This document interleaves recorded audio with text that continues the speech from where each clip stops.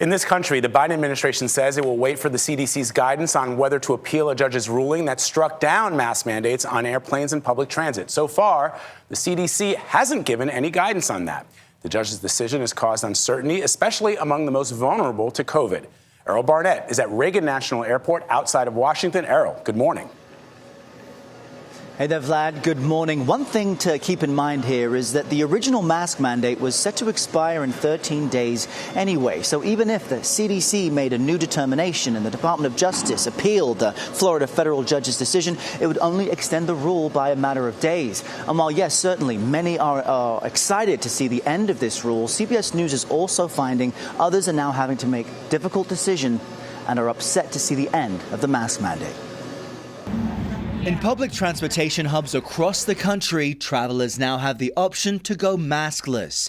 Uber and Lyft joined all U.S. airlines and Amtrak saying masks are now optional.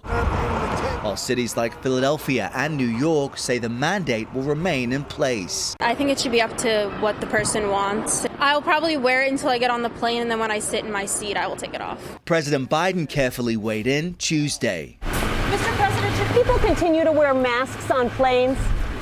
That's up to them.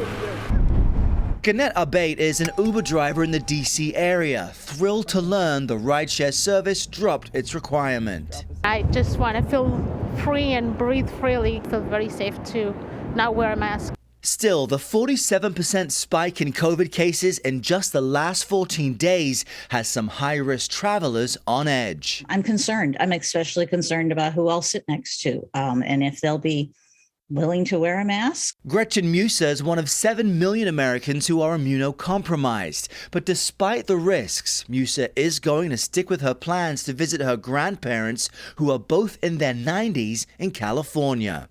I needed to weigh whether if I didn't go see them, which might be the safer choice for my physical health, how much regret I would have later in life if I go through my life knowing that I wasn't able to be there for them.